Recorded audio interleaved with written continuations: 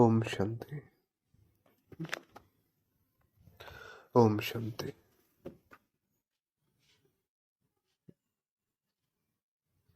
आ जाएंगे भ्रकुटी की कुटिया में बहुत सहजता के साथ। महसूस करेंगे खुद को बहुत इजी हो गए।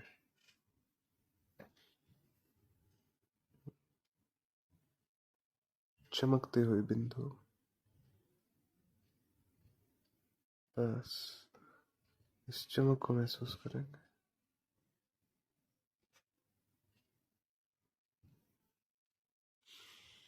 परम धाम से आई बिंदु,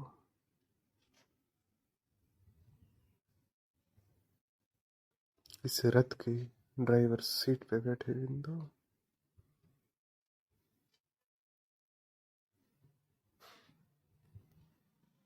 और सामने बाप दादा,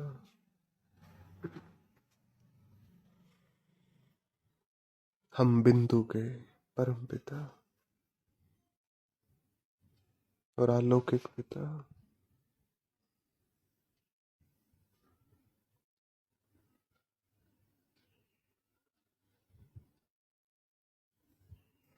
अब कहेंगे मन ही मन बाबा से, बाबा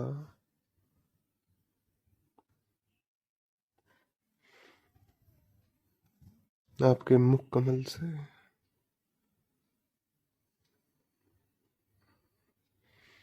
मुरलीधर के मुख कमल से मुरली सुनने का सौभाग्य सम्मुख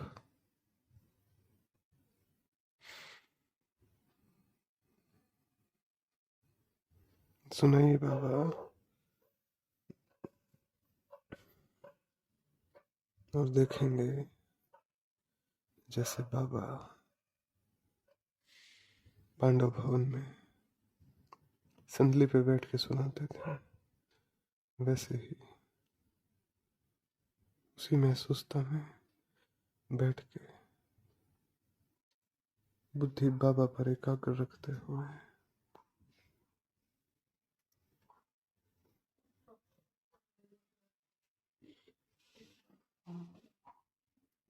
बिल्कुल बाबा पर एकाग्र रखते हुए 24 अप्रैल 2023 के साकार महावाक्य।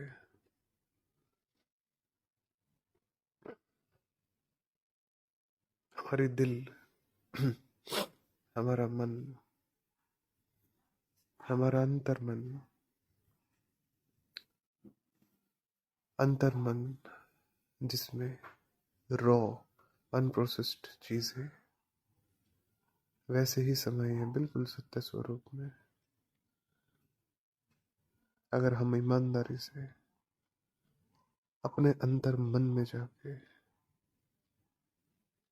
और महसूस करें, सारी भारी चेतनाओं को बाहर ही रखते हुए महसूस करें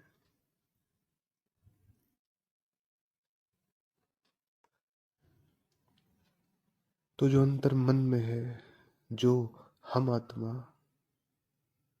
वास्तव में महसूस करती है, वो नहीं जो बोलती है, वो नहीं जो वर्णन करती है, वो जो महसूस करती है वास्तव में, जो हमारी बिलीफ्स हैं, जो हमारी धारणाएं हैं, वो अंतर मन में है। तो बिल्कुल सारी बाहरी चेतनाओं से अलग अंतर मन की गहराई में उतर के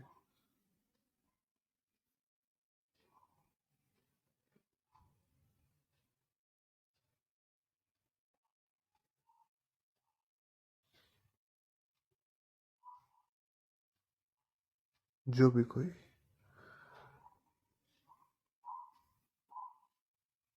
छपी हुई बात है, उस बात को बिल्कुल ऑनेस्टली रियलाइज करते हुए यदि हम बैठे एकांत में, तो अंतर मन बताएगा, जो असली दबी हुई धारणाएं हैं उनको बताएगा, ये भी छुपा हुआ है, ये भी छुपा हुआ है। और इसका प्रभाव हमारे कॉन्शियस डिसीजन पे आता है।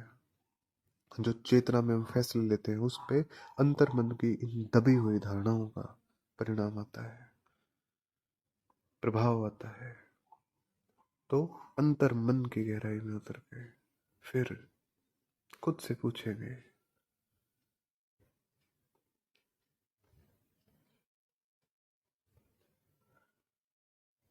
जो भी पूछना चाहते हैं वो पूछेंगे, कहाँ कमी है, क्या परिवर्तन करने की जरूरत है, वो पूछेंगे।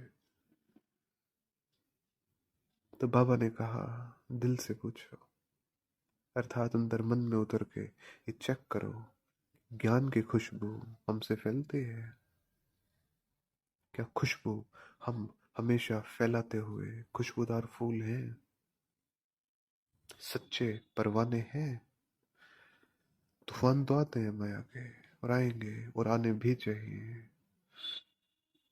भारत ही की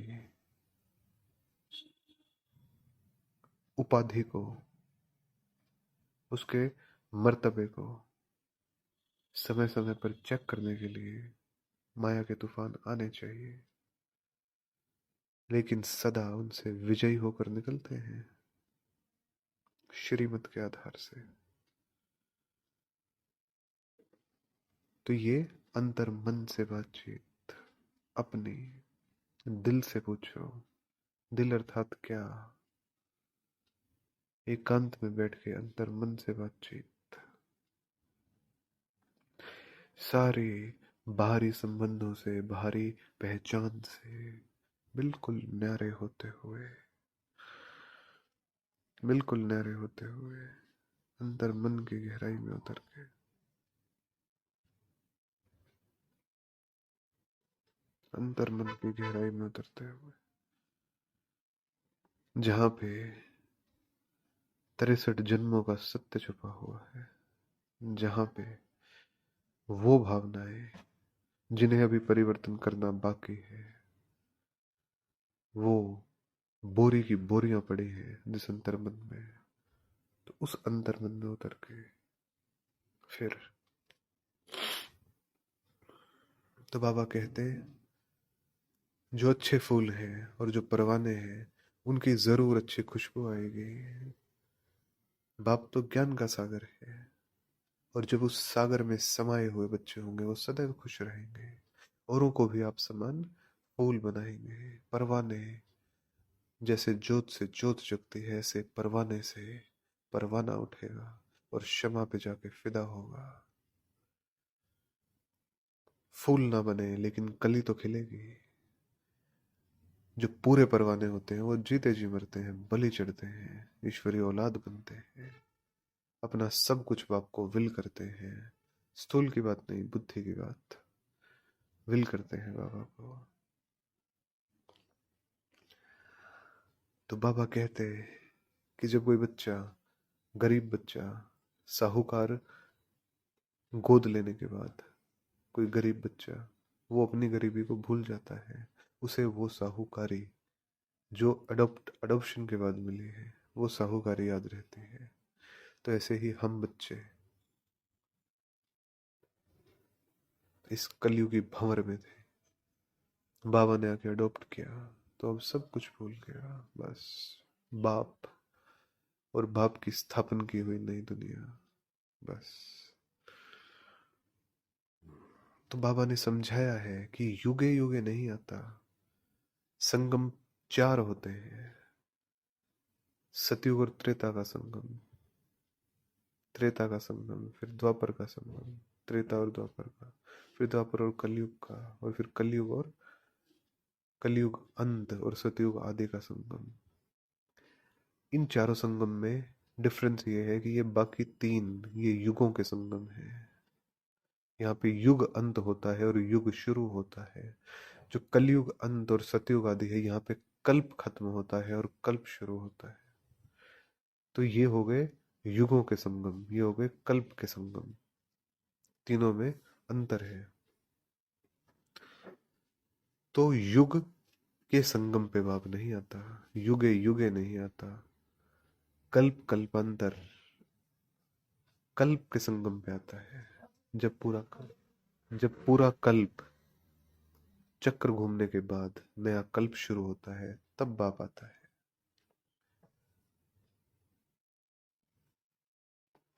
तो जिस समय पे मनुष्य की बुद्धि रजो तमो होने के कारण, जिस युग में मनुष्य की बुद्धि रजो और तमो है, उस युग में श्री कृष्ण नहीं आ सकता। लेकिन बुद्धि की दिव्यता लोप होने के कारण, बुद्धि की शक्तियां यथार्थ रीति काम ना करने के कारण समझते हैं कि श्री कृष्ण द्वापर में होता है, जबकि एक संपूर्ण आत्मा, वो आत्मा जो अपने संपूर्ण स्वरूप में है, वो ऐसे समय में, ऐसी कालखंड में जहां पे अपूर्णता है, जहां पे विकार प्रविष्ट हो चुके हैं आत्माओं में, वहां आ सकती है या नहीं आ सकती, बुद्धि निर्णय करने में असमर्थ है, क्योंकि त्रेता और सतयुग की नॉलेज नहीं रहती। तो इसलिए देवी देवता धर्म भूलने के कारण फिर कहते हैं कि हम हिंदू धर्म से हैं, हमारा धर्म हिंदू है। तो ये कड़े से कड़ी भूल है। भारतवासी जो देवता धर्म के पुजारी हैं, उन्हों से पूछो तुम किस धर्म के हो, तो हिंदू धर्म बताते हैं। लेकिन पूजते किसको हो? तो भारतवासी ये जानते ही नहीं, अपने धर्म को भूले। और कोई भी धर्म वाले अपने धर्म को नहीं भूले, न क्रिश्चियन भूले, न इस्लामी भूले, न बौद्ध भूले, न सिख भूले, भारतवासी अपने धर्म को भूले। तो बाप आकर उसी धर्म को याद दिलाते हैं, उसी धर्म की स्थापना करते हैं। ब्राह्मण धर्म सो आदि सनातन देवी देवता धर्म। तो बाबा कहते सतयुग में एक धर्म था, आदि सनातन देवी देवता धर्म। ये बाबा अब समझाते हैं, क्योंकि जो विश्व के मालिक थे वो खुद ही भूल जाते हैं, तो बाकी औरों की तो बात है क्या। जो विश्व के मालिक थे वो खुद ही भूल जाते हैं। तो ये चक्र फिरता है, दुख धाम से निकल सुख धाम का हम मालिक बनते हैं। फिर चक्र उतरते उतरते, सीढ़ी उतरते उतरते फिर नर्क के मालिक बनते हैं। तो दुनिया को तमो प्रधान और फिर सतो प्रधान बनना ही है। ये चक्र फिरता है। तो श्रीमत पर चलना है, नहीं तो त्राही त्राही होगी। लेकिन हमारा तो रास्ता वाह वाह का है। वाह वाह, वाह बाबा, वाह ड्रामा, वाह परिवार, वाह भाग्य। तो वाह वाह का है हमारा रास्ता। तो बाबा बार बार समझाते हैं, बच्चे मंजिल बहुत भारी है, और उसके साथ सर्वशक्तिमान का सहयोग भी बहुत भारी है, उससे भी भारी है। इसलिए निश्चिंत। लेकिन इस समय जब तुम पुरुषार्थ करते हो, क्योंकि दुखी है, तो हिसाब किताब चुकत होने के बाद फिर सुखों का राज्य होगा। हम जानते हैं कि सतयुग में हम बहुत सुखी रहेंगे। वहां तो ये पता भी नहीं रहेगा कि फिर से दुख धाम में जाना है, और ये भी नहीं पता रहेगा कि सुख में आए कैसे हैं, कितने जन्म लेने हैं, कुछ भी नहीं जानते हैं। तो वर्तमान समय ईश्वरीय औलाद होने के कारण, ईश्वरीय नॉलेज होने के कारण हम नॉलेजफुल बनते हैं, क्योंकि ईश्वर के बच्चे हैं। देवताओं को ईश्वर के बच्चे नहीं कहा जाएगा, ब्राह्मणों को कहा जाएगा, क्योंकि ब्राह्मण ही है जो तीनों कालों को जानते हैं। देवताएं प्रालब्ध भोगते हैं, वो प्रालब्ध है। ये है पुरुषार्थ, ये है त्रिकाल अवस्था, त्रिकाल को जानने की अवस्था। तो बाबा की मुख्य समझानी, बच्चे देही अभिमान, देह अभिमान छोड़ो, देही अभिमानी बनो। निरंतर याद करो, देही अभिमानी बनो, अर्थात इस देह को चलाने वाले, ये देह नहीं, इसको चलाने वाले, इसको ऑपरेट करने वाले, इसके मालिक। तो जब ये भूल कर उल्टे सुल्टे कर्म होते हैं, उल्टी चलन होती है, तब दुख मिलता है। बाप किसी को दुख नहीं देता। बाबा तो बच्चों को केवल सुखी ही बनाता है, लेकिन शर्त है कि श्रीमत पर चलना है। तो ईश्वर की मत अब हमें मिलती है, और इस मत की रिजल्ट क्या होती है? 21 जन्म तक ये मत चलती है और 21 जन्म तक माया जीत हम रहते हैं। आधा कल्प सुख में रहते हैं, समरसता में रहते हैं। तो जो अच्छे अच्छे फूल हैं, खुशबूदार आत्माएं हैं, वो सदैव खुशी में रहती है, सदैव खुशी में। तो बाबा कहते तो बाबा तो बाबा कहते मैं गरीब निवास हूँ। साहूकारों के 50,000 और किसी गरीब जो बेचारा 25-50 रुपए कमाता है उसके 1-2 आने बराबर है, इक्वल है। इसीलिए तो बाप गरीब निवास है, क्योंकि बाप धन नहीं देखता, बाप तो भाव देखता है। उस भाव से निकाले हुए 25 पैसे, 25,000 रुपये, 25 लाख पे भारी है। उस भाव से निकाले हुए 25 पैसे। तो भाव प्रधान है बाबा, शब्द प्रधान। जो स्थूल में दिखता है वो नहीं, शब्द प्रधान है। तो बाबा कहते हैं ये मकान आदि सब आप बच्चों के लिए है, किसी की जागीर नहीं है, ये सब टेम्परेरी है। क्योंकि अंत समय में बच्चों को यहाँ पर आकर रहना है, हमारा यादगार भी यहाँ ही है। तो पीछे आकर, अंत में आकर यहाँ पे बच्चे विश्राम लेंगे, भागेंगे बाप के पास, लेकिन वो जो योग युक्त होंगे, योग युक्त। तो हमें यहाँ ही बैठ फील करना है जैसे वैकुंठ में बैठे हैं। वैकुंठ की फीलिंग यहीं पे लेनी है। तो बहुत नजदीक होते जाएंगे धीरे धीरे। अभी हम यात्रा पर हैं। हम सभी को ये समझना चाहिए कि मैं कितने ज्ञान की खुशबू दे रहा हूं। किसको ज्ञान और योग की शिक्षा देते हैं। तो गैलप उनकी अवस्था करेगी जो परवाने बन चुके होंगे, अर्थात खुमारी में। अर्थात परवाना अर्थात क्या, जिसका अस्तित्व ही समा पे फिदा होने के लिए।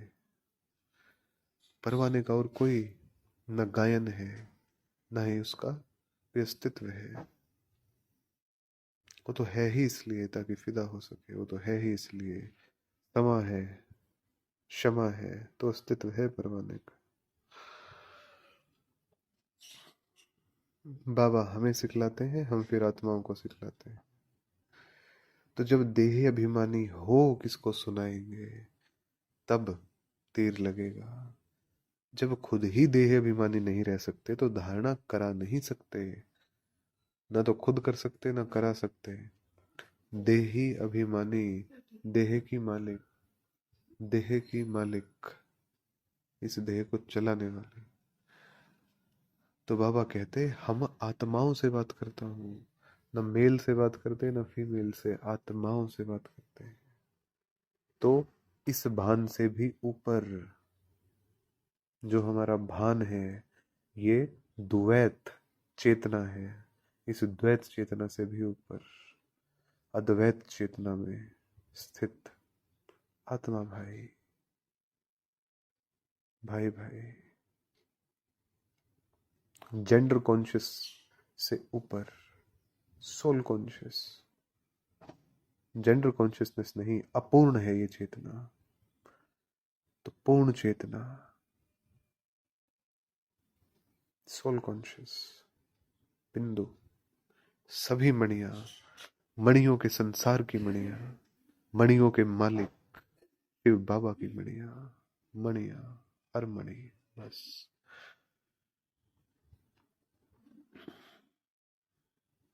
तो बाबा कहते आत्मा को इंजेक्शन लगाना है, तब देह अभिमान टूटता है।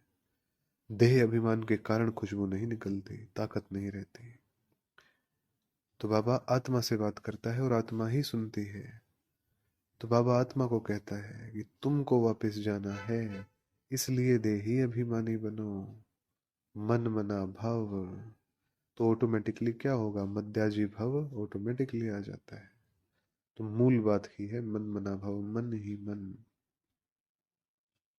मन ही मन, भ्रकुटी की कुटिया में बैठकर बाबा को याद करना, मन मना भाव।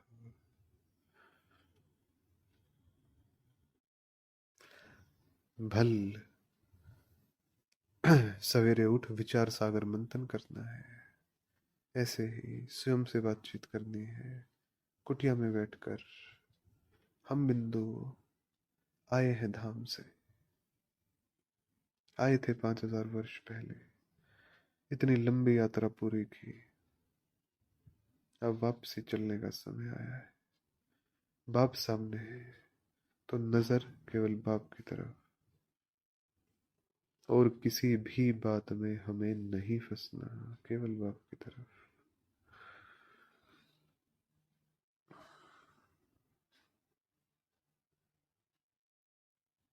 धारणा और सेवा का आधार योग है। इसलिए वर्तमान समय जो भी परिस्थितियां हम देख रहे हैं अपने चारों तरफ, सब साइड में केवल एक स्मृति, मैं मणि, मणियों के संसार की सबसे चमकदार मणि, बैठी हूं अपनी भ्रुकुटी में, चमक रही हूं, आंखों से देख रही हूं, कानों से सुन रही हूं, मैं मणि, मुख द्वारा अभिव्यक्त कर रही हूं, मैं मणि, बिल्कुल ठहर के, हम मणि। केवल इस अभ्यास की जरूरत है, बाकी कुछ मायने नहीं रखता। कुछ हो या ना हो, ये संसार हो या ना हो, ये अभ्यास हो, बस ये महसूसता हो, मैं मणि। चलते फिरते ये महसूसता हो, मैं मणि। तो इस अभ्यास की सबसे ज्यादा आवश्यकता है।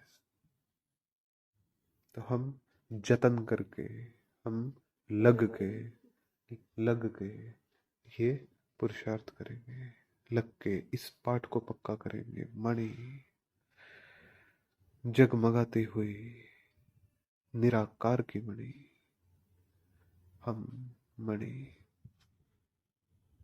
तो थोड़ी मेहनत है, करनी पड़ेगी, क्योंकि विश्व का मालिक बनना है ना, तो मेहनत करनी पड़ेगी। अच्छा, मीठे मीठे सिक्के लदे बच्चों प्रति माता पिता बाप दादा का याद प्यार और गुड मॉर्निंग। रूहानी बाप की रूहानी बच्चों को नमस्ते। हम रूहानी बच्चों की रूहानी बाप दादा को याद प्यार, गुड मॉर्निंग और नमस्ते बाबा।